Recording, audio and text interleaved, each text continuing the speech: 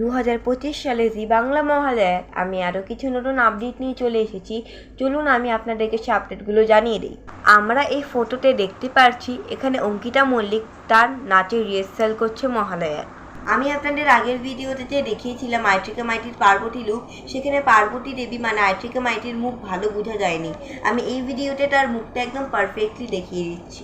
এখন আমি আপনাদেরকে শেয়ার করে দিচ্ছি মহিষাসুরের লুক। আমার কাছে মহিষাসুরের বেশ সাইডের একটা চোখের ফটো আছে, পুরো মুখের ফটো পরবর্তীকালে আসতে চলেছে, তখন আমি আপনাদেরকে সেটা শেয়ার করে দিব। আমার আগের ভিডিওতে স্মার্ট স্টাডি ফোকাস নামক একজন কমেন্ট করেছিল বিষ্ণু রূপে কে থাকতে চলেছে।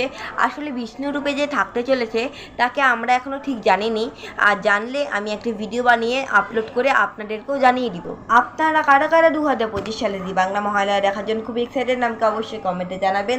আপনারা দেখতে থাকুন আমার চ্যানেল দুর্গা02। নমস্কার।